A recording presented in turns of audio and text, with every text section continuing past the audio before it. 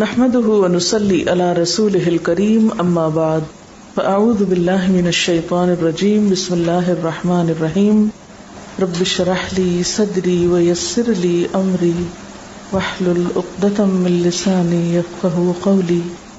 عن عبد الله بن مسعود عن النبي صلى الله عليه وسلم قال لا يدخل الجنة من كان في قلبه مثقال ذرة من كبر. قال رجل ان الرجل يحب ان يكون ثوبه حسنا ونعله حسنة. قال ان الله جميل يحب الجمال الكبر بطر الحق وغمط الناس. رواہ مسلم.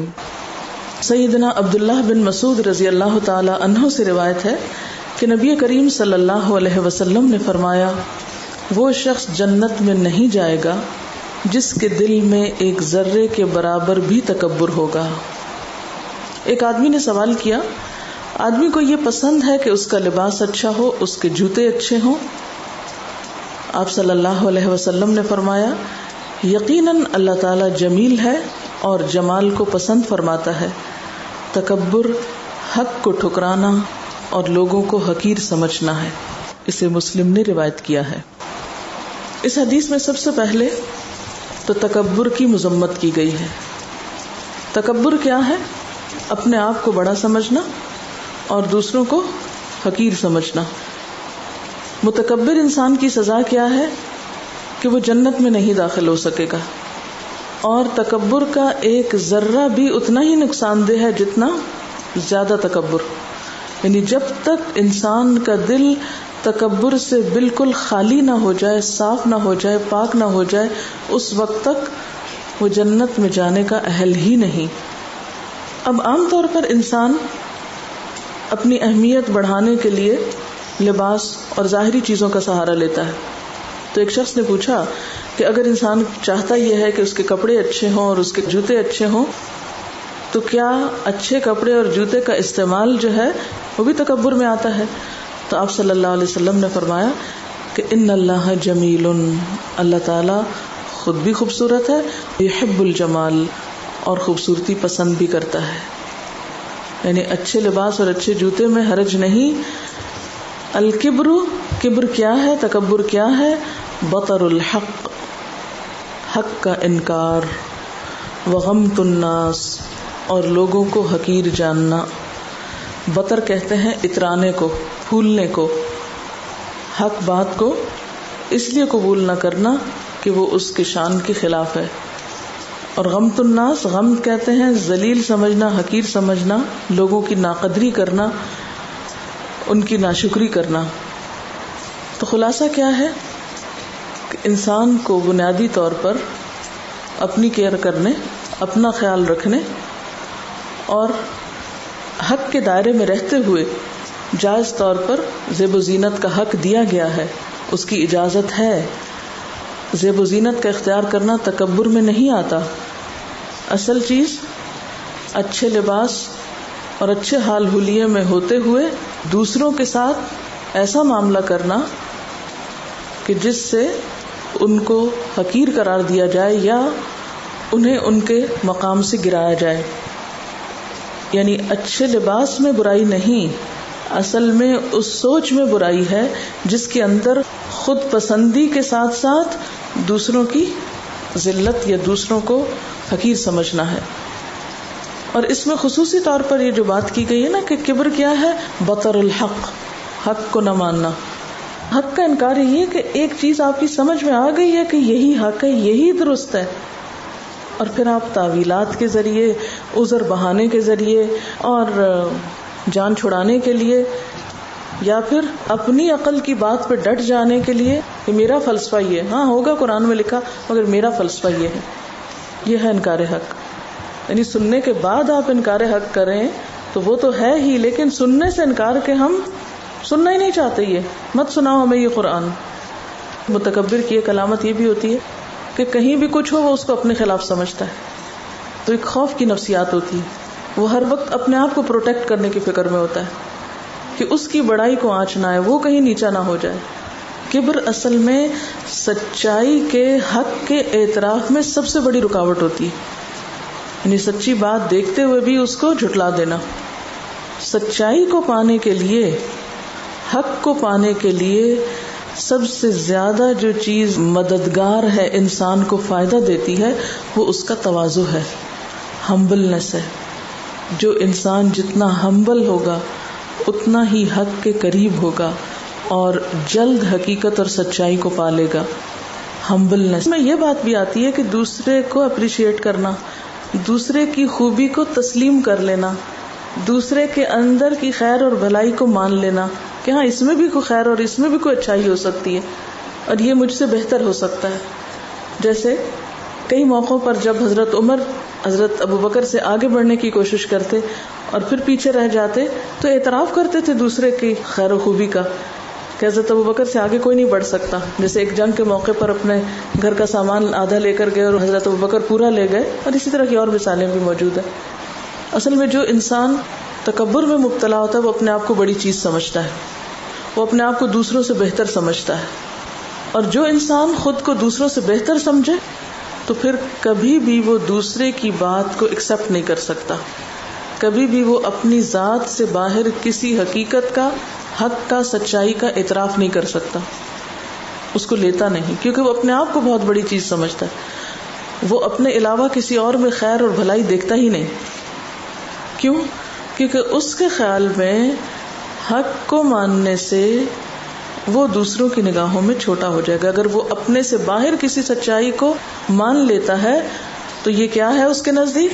اپنے آپ کو چھوٹا کرنا. عموماً کیا خیال ہوتا ہے لوگوں کا کہ اگر میں کسی دوسرے کی بات مان لوں گا تو کیا ہو جائے گا؟ میں چھوٹا پڑ جاؤں گا.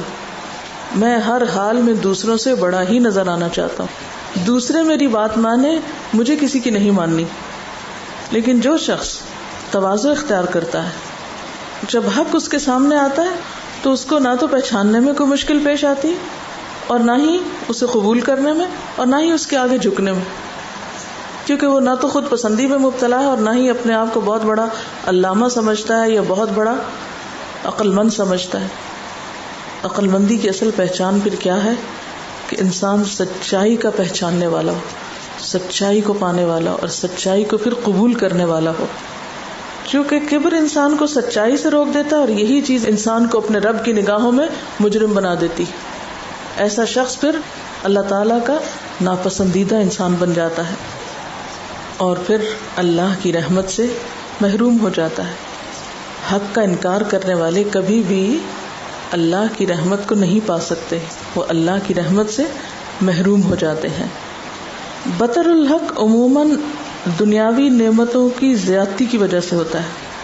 جب آپ کو مثلاً ذہانت دوسروں سے زیادہ ملی ہو، عقل دوسروں کی نسبت زیادہ ہو آپ کے اندر، حسن دوسروں کی نسبت زیادہ ہو، مال دوسروں کی نسبت زیادہ ہو، یعنی کوئی بھی خوبی یا کوالٹی یا نعمت جب آپ کے اندر دوسروں کے مقابلے میں زیادہ ہو جاتی ہے تو عموماً یہ ایک بہت بڑا سبب بن جاتی ہے انسان کے حق کے قبول کرنے کے راستے میں. یعنی انسان کو جب کوئی سچی بات بتائے یا اس کی غلطی بتائے تو کہ میں نہ مانوں، میں نہیں مان سکتا، مجھے نہیں ماننا، مجھے نہیں قبول کرنا.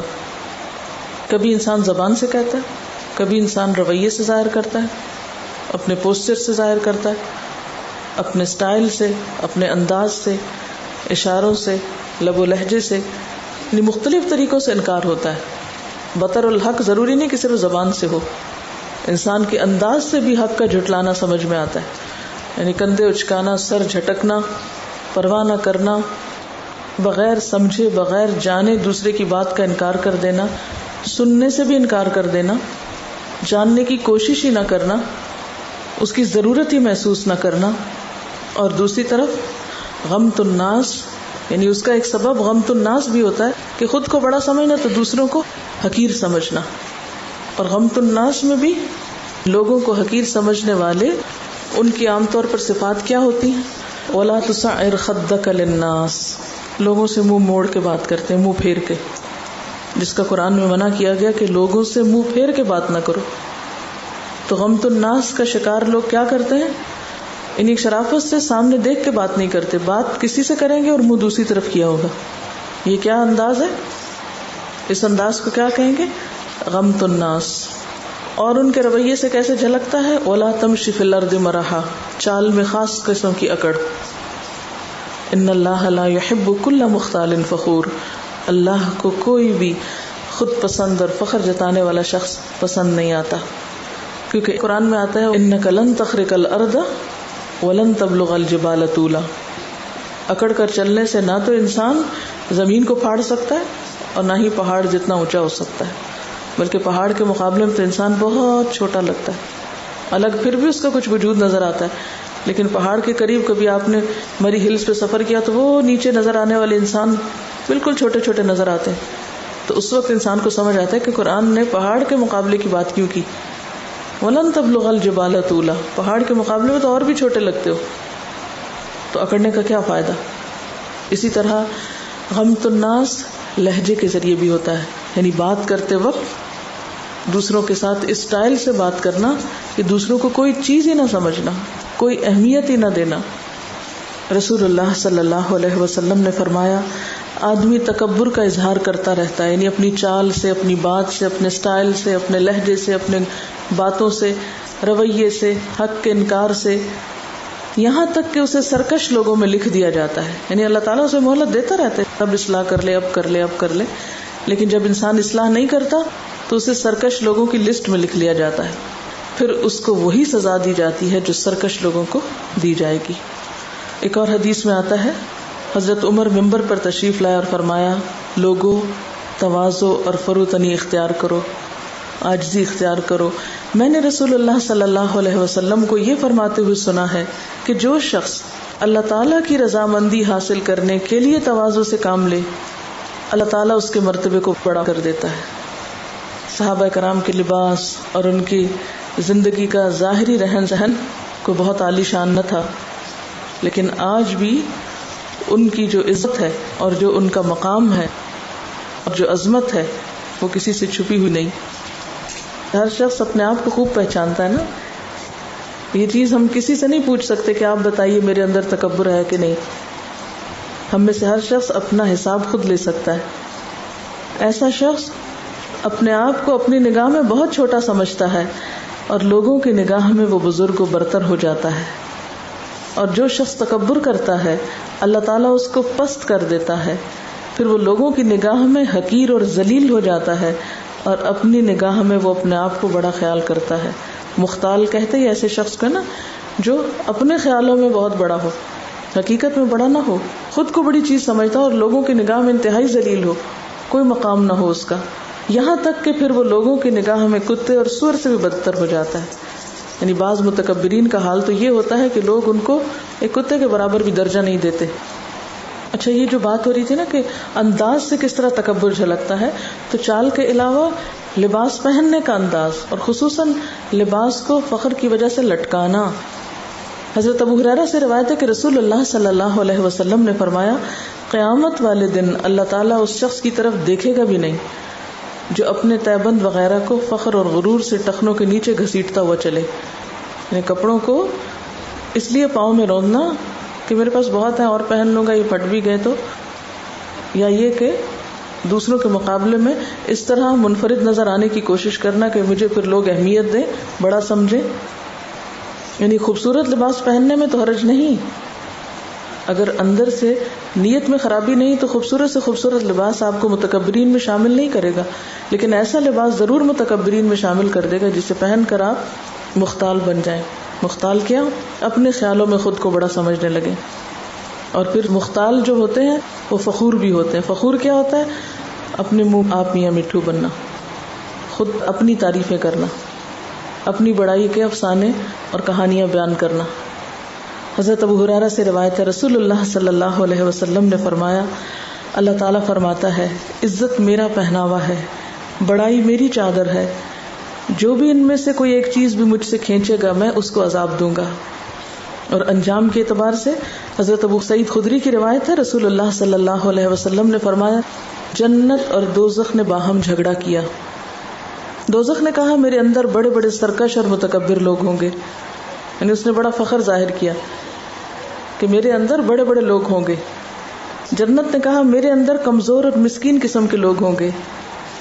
تو اللہ تعالیٰ نے ان کے درمیان فیصلہ فرمایا کہ اے جنت تو میری رحمت ہے، میں تیرے ذریعے سے جس پر چاہوں گا رحم کروں گا، اور اے دوزخ تو میرا عذاب ہے، میں تیرے ذریعے سے جسے چاہوں گا عذاب دوں گا، اور تم دونوں کے بھرنے کی ذمہ داری مجھ پر ہے، یعنی جس کو جس میں چاہوں گا ڈالوں گا۔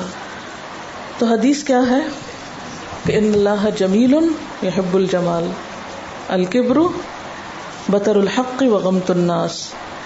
اچھا، جو حق کا اعتراف ہے یہ کس طرح ہوتا ہے؟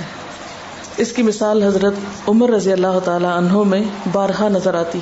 ایک دفعہ ایک شخص کہتا ہے عمر اللہ سے ڈرو، تو عمر اپنا گال زمین پر رکھ دیتے ہیں، حالانکہ ان سے زیادہ سخت مزاج کوئی نہیں تھا، بہادر کوئی نہیں تھا، یعنی ایک شخص ہے نا جس کے اندر کوئی کوالٹی کوئی گٹس ہے ہی نہیں، وہ مسکین بنا ہوا ہے تو اس کی مجبوری ہے، کچھ ہے ہی نہیں تو وہ مسکین ہی ہے۔ لیکن ایک شخص جس کے اندر بہت زیادہ خوبیاں ہیں، جسمانی طاقت بھی ہے، روحانی طور پر بھی انتہائی مضبوط ہے، اس کی بات سنی جاتی ہے، مانی جاتی ہے، اتھارٹی بھی ہے، سب کچھ ہے، اور پھر اعتراف حق۔ جب حضرت عمر نے عورتوں کے مہر کی مقدار کم کی تھی اور ایک بھرے مجمع میں ایک عورت نے کہا تھا کہ عمر اللہ نے جب عورتوں کو حق دیا تو تم کون ہوتے ان سے یہ حق لینے والے؟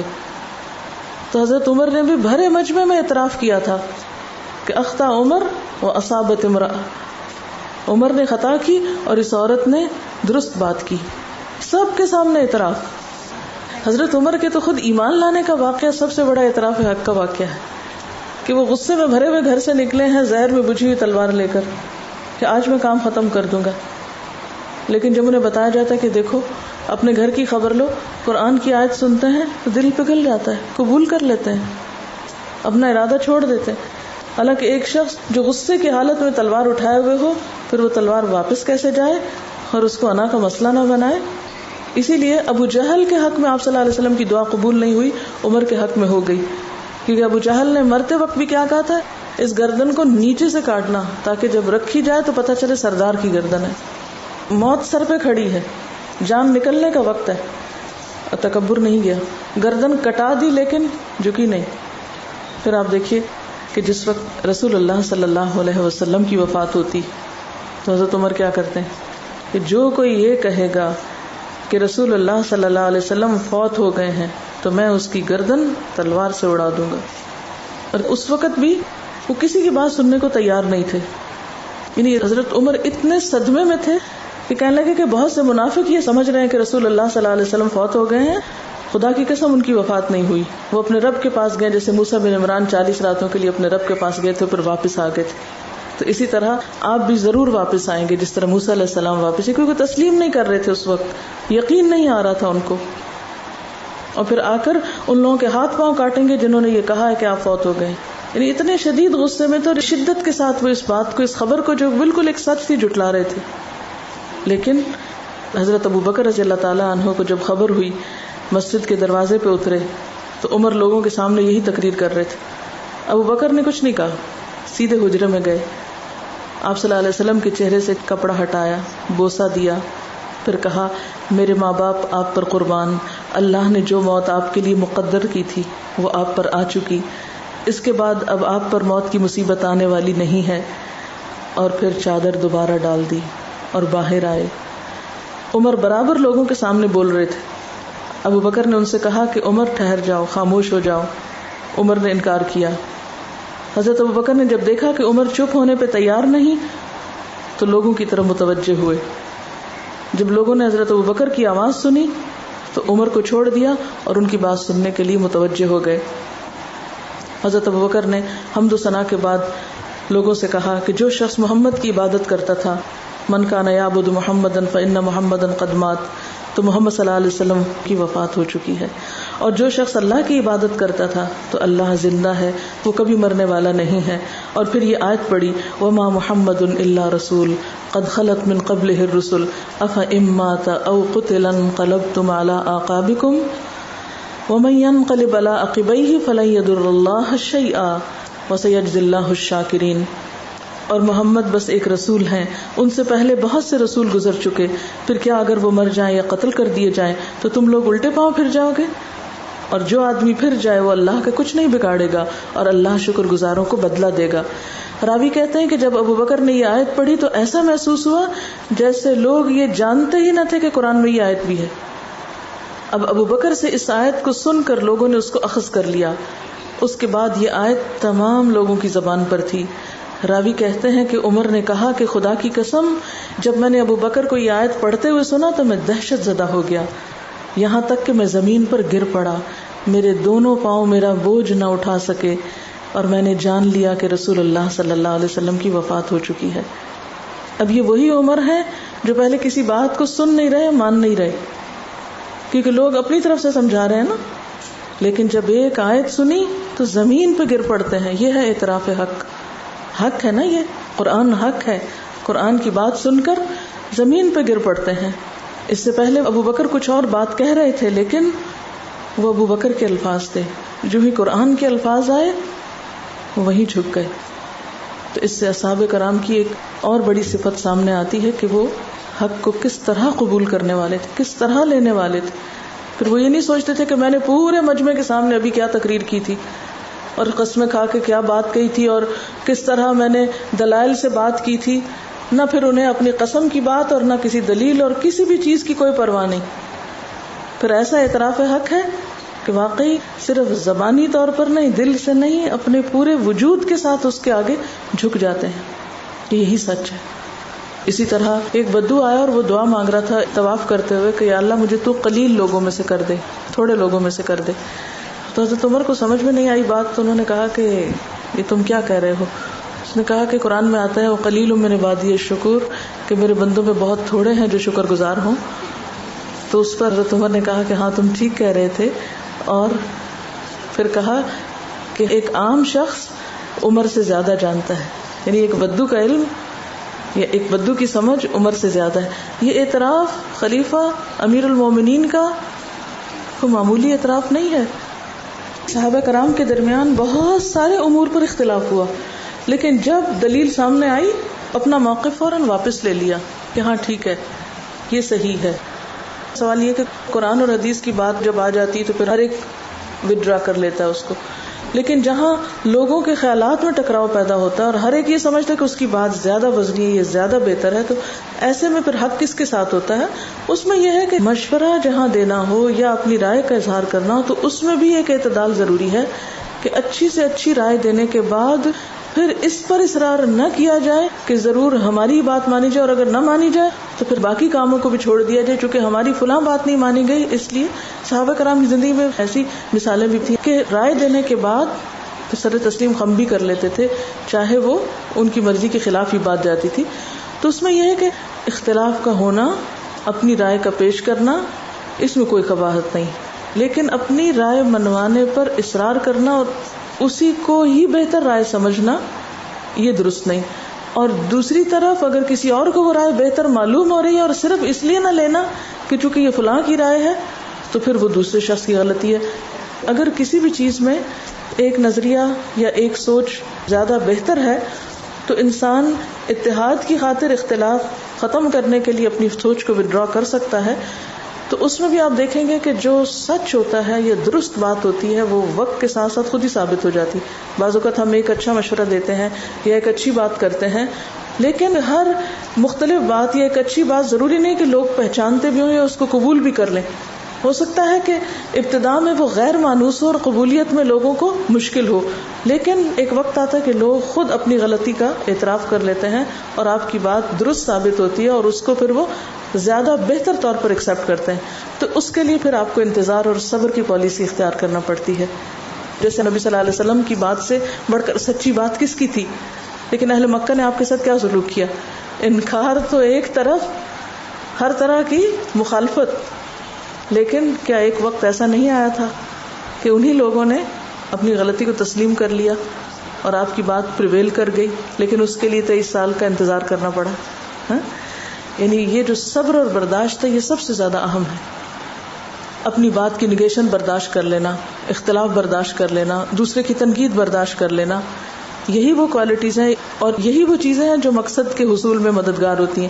اگر مقصد سامنے ہوتا ہے تو یہ سب چیزیں اتنی چھوٹی ہوتی ہیں اور ان کو کرنا اتنا آسان ہو جاتا ہے، لیکن اگر مقصد سامنے سے ہٹ جائے، اوجھل ہو جائے، تو پھر یہ ساری چیزیں بہت بڑی ہو کر ہمیں نظر آنے لگتی.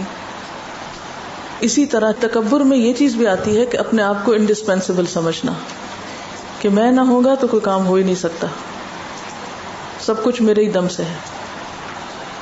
یہ جو دعا ہے یہ بھی بہت مفید ہے. اللہم اجعلنی فی عینی صغیرہ وفی اعین الناس کبیرہ. اللہ مجھے میری نگاہ میں چھوٹا کر دے اور لوگوں کی نگاہ میں بڑا کر دے.